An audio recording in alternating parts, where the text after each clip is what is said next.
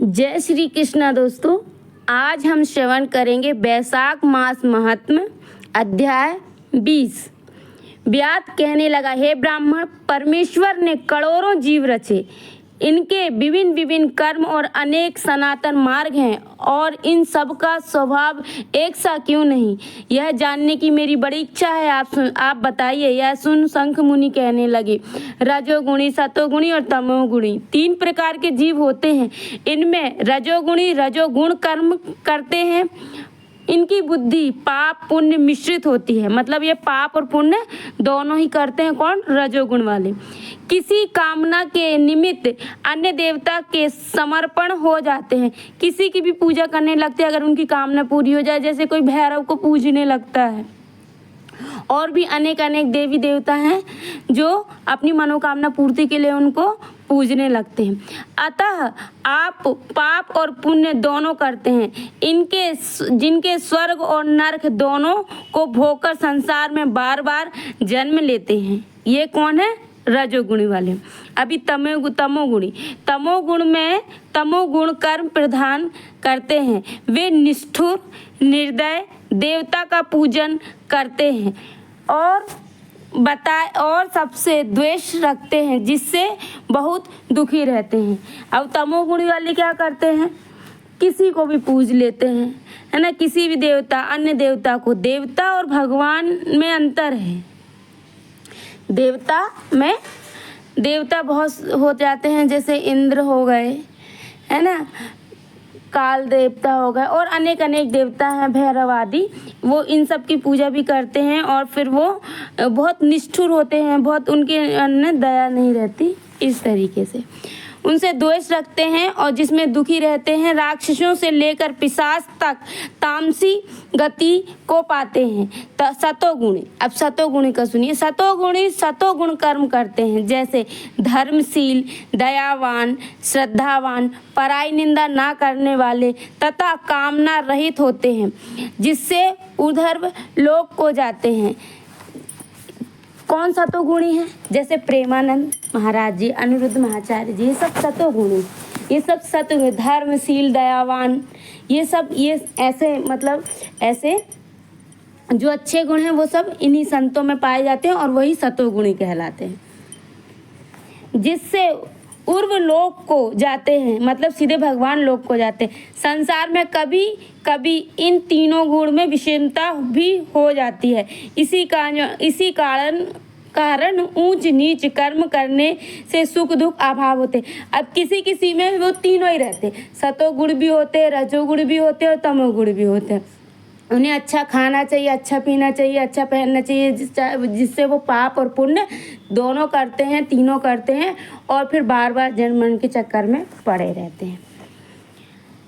और प्रकृति का कभी नाश नहीं होता। अपने गुणों से कर्म के फल भोगने पड़ते हैं। ये प्रकृति तो कभी खत्म नहीं होने वाली, तो वो बार बार जन्म लेते हैं और बार बार उनका मरण होता है। पूर्ण काम विष्णु भगवान में कोई विषमता नहीं। वे उत्पत्ति, पालन और संहार समान भाव से करते हैं। व्यास कहने लगा, हे मुने, पूर्ण भोग वाले मनुष्यों को मुक्ति होती है सृष्टि काल या अंत काल अथवा स्थिति काल में, और इसके काल की मर्यादा कितनी है? तब शंख मुनि बोले, 4 सहस्त्र युग ब्रह्मा जी का एक दिन होता है और इतनी ही एक रात्रि होती है, जो मिलाकर ब्रह्मा का एक दिन होता है। 15 दिन का एक पक्ष के एक पक्ष और 2 पक्ष का एक मास होता है। कृष्ण पक्ष और शुक्ल पक्ष, उसमें एक मास होता है। 2 मास की एक ऋतु होती है। 3 ऋतुओं का एक अयन होता है और 2 अयन का एक वर्ष होता है। इसी प्रकार ब्रह्मा जी के 100 वर्ष व्यतीत होने पर ब्रह्मकल्प पूरा होता है और प्रलय का समय आता है। कहने का ये मतलब है कि ब्रह्मा जी पूरे दिन में अपनी सृष्टि करते हैं और रात में पूरे उसको समेट के रख लेते हैं।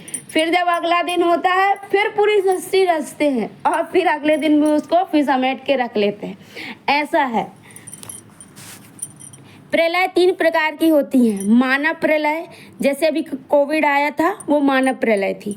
जब मनुष्यों का अंत होता है, उसमें सिर्फ मनुष्य खत्म हुए थे, कोई प्राकृतिक आपदा नहीं थी, वो मानव प्रलय थी। दूसरी दिन प्रलय ब्रह्मा जी की समाप्ति के समय होती है। तीसरी ब्रह्म प्रलय जो ब्रह्मा जी के लय के समय होती है। 14 मनु के प्रलय होने पर एक दैनीय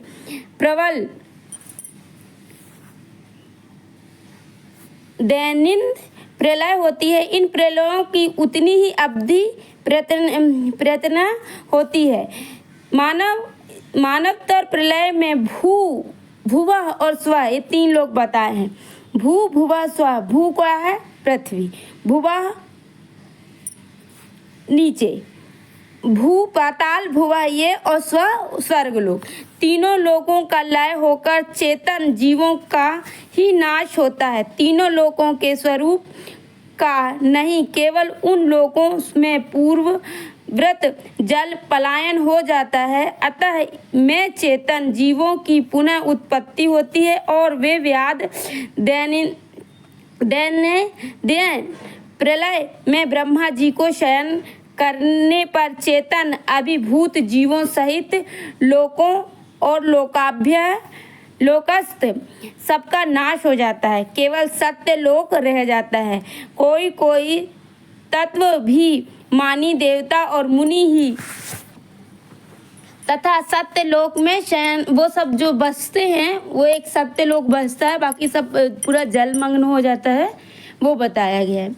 और एक सत्य लोक बसता है जो बहुत ही बिरला जो संत मुनि और देवता रहते हैं, वो उस सत्य लोक में जाके वास करते हैं। वे सब कापांत तक सोते रहते हैं। फिर रात्रि के समाप्त होने पर पूर्व सृष्टि के अनुसार ब्रह्मा जी सृष्टि की पुनः रचना करते हैं। ऋषि देव पितृलोक और वर्ण धर्मों सहित चारों वर्णों को अलग अलग रचते हैं। जब चक्रधारी विष्णु के 10 अवतार पुनः नियम के अनुसार होते हैं, जो देवता ऋषि ब्रह्मा जी के संग मुक्ति पाने वाले हैं, वह ब्रह्मलोक में ही रहते हैं। और जो राजा साधु सिद्ध को प्राप्त होते हैं, वे ब्रह्मलोकवासी हैं। वे सब सत्यलोक में स्थिर रहते हैं, जहाँ नहीं आते। यहाँ पर मतलब इस पृथ्वी पे वो नहीं आते, वो सत्यलोक में ही वास करते हैं। कली युग समाप्त होने पर दैत्यों का नाश होता है। फिर वे अपने कर्मानुसार वैसे कर्म करने वाले होते हैं और अपने निर्णय स्थान में, जो उनको एक मतलब बताया गया कि तुमको जहाँ जाना है, फिर उसी स्थान पे अपने अपने गोत्रों में जन्म लेते हैं। अब मैं तेरे सामने सृष्टि काल की मुक्ति काल का वर्णन करूँगा, सो सावधान होकर सुनो। देवादिदेव भगवान का एक निमेष ब्रह्मा जी के कल्प के बराबर होता है। तदंतर भगवान का उतना ही निमेष अर्थात जितना समय एक पलक झपकाने में लगता है और खुलने में लगता है, उतना निमेष के अंत में उन्हें अपने कुक्षिस्थ लोगों के सृजन की इच्छा होती है। जब ब्रह्मा से लेकर मनुष्य तक विष्णु की कुक्षिगत होकर भी ध्यानावस्थित हो रहते हैं, अपने ध्यान मग्न रहते हैं।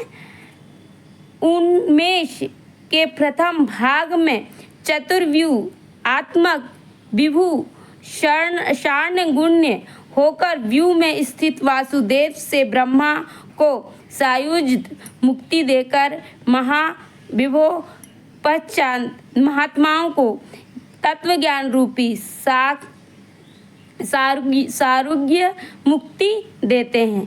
किसी को समीप मुक्ति नहीं देते तथा अन्य मनुष्यों को सालोक्य मुक्ति देकर अनुरुद्ध रूप से संपूर्ण स्थिति लोकों का अवलोकन करते हैं। प्रद्युम्न से सृष्टि के रचने का विचार करके माया, जया और कृति ये भगवान के साथ रहती हैं। माया, जया, कृति और शांति आदि शक्ति से युक्त महाविष्णु भगवान विभिन्न कर्म और आशय वाले लोक की रचना करते हैं और स्वयं भू पूर्व काल नेत्र खोलने के अंत में फिर विष्णु भगवान योग माया का आश्रय लेते हैं और व्यूहस्थ संकर्षण से चराचर नाश करते हैं। यह सब उस महात्मा का अवर्णनीय काम है। यह कार्य ब्रह्मादिक और योगियों द्वारा भी अकथनीय है। मतलब ये ब्रह्मा के द्वारा भी नहीं कहा जा सकता, जो श्री हरि नारायण का ये जो सो है। यह सुन व्याध ने पूछा, हे महाराज, भगवत धर्म कौन से हैं? किन धर्मों से विष्णु भगवान प्रसन्न होते हैं?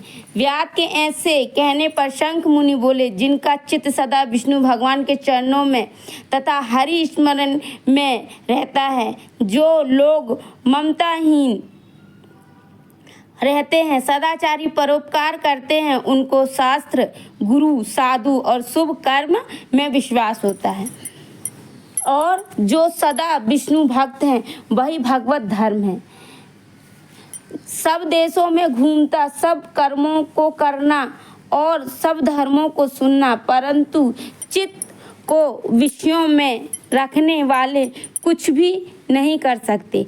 कामना रहित होकर श्रद्धा पूर्वक जो विष्णु संबंधी धर्म किए जाते हैं वही भगवत धर्म है।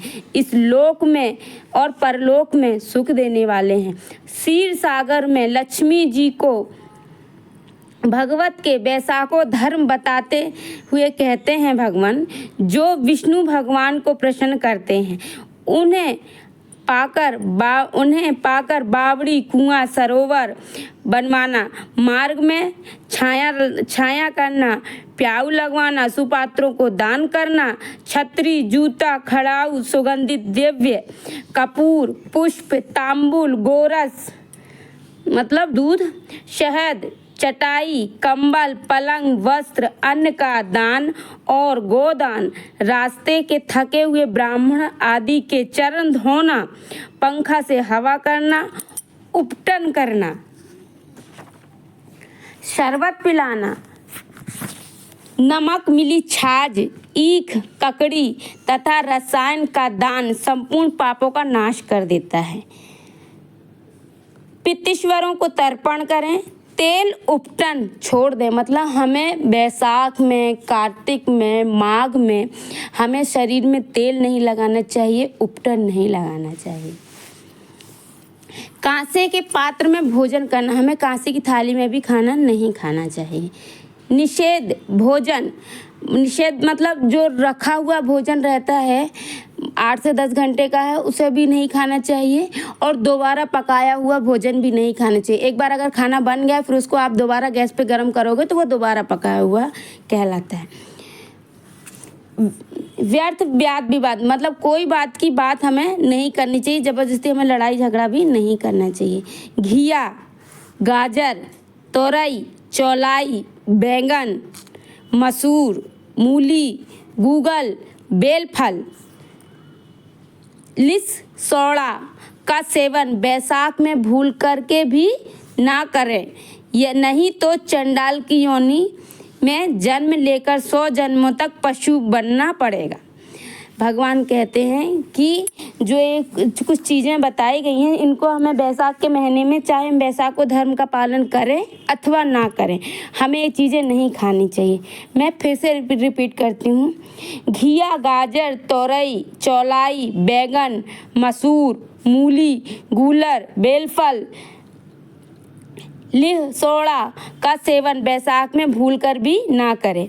मधुसूदन भगवान की प्रसन्नता के लिए प्रातःकाल स्नान कर विष्णु भगवान की प्रतिमा बनवाना, वस्त्र आभूषणों से सुसज्जित मतलब सजाना कर नित्य कर्म करके पूजा करें और बैसाख महत्व की कथा मन लगाकर सुने तथा ब्राह्मण को भोजन करा दक्षिणा सहित प्रतिमा ब्राह्मण को अर्पण करें। बैसाख की द्वादशी को, अभी द्वादशी आने वाली है, एकादशी के बाद द्वादशी को दही और अन्न दान कर जल का घड़ा तांबुल मतलब पान, फल और दक्षिणा योग ब्राह्मण को दे। यम धर्मराज को प्रसन्न करने के लिए दही, अन्न, तांबुल, दक्षिणा दान करें। पहले दही और अन्न से प्रीतिश्वरों की तृप्ति को अक्षत दें और फिर गुरु और विष्णु को दें और यथाशक्ति गोदान कर वैकुंठ प्राप्ति के निमित्त विष्णु भगवान से प्रार्थना करें। इतना सब दान करने के लिए हम भगवान से प्रार्थना भी फिर हम प्रार्थना करें क्या? ऐसा करने से सब पापों से हम छूट जाते हैं और 100 कुलों को उद्धार कर देते हैं। अब 100 कुल कौन? हमारे जो दादा आजा परपाजा जो उनको हम नहीं जानते, जो हमारे पितृश्वर हैं, वो भी हमारे इस व्रत करने से, हमारी इस पूजा करने से, हमारे दान करने से वो भी उद्धार हो जाते हैं। कर सूर्य मंडल को वेद विष्णु के परम धाम को जाता है। जब सूर्यदेव जी वैशाख मास के धर्मों की कथा कह रहे थे, जब ये सब सारी कथाएं उसको बता रहे थे, उतने में ही वहाँ एक पंचशाखी वृक्ष था, पृथ्वी पर गिर पड़ा। एक था वृक्ष, वो गिर पड़ा और उस वृक्ष की कोठर में से एक भयंकर सांप तत्काल पाप रूपी देह का त्याग कर हाथ जोड़ सिर झुकाकर वहीं बैठ गया। अब हम उसके आगे का पढ़ेंगे, सुनेंगे, श्रवण करेंगे वैशाख मास महत्व के 21वें अध्याय में। जब तक बोलो जय श्री कृष्णा, राधे राधे। बोलो श्री हरि नारायण विष्णु भगवान की जय, माता लक्ष्मी की जय, राधा रमन लाल की जय, बाल गोपाल कृष्ण की जय,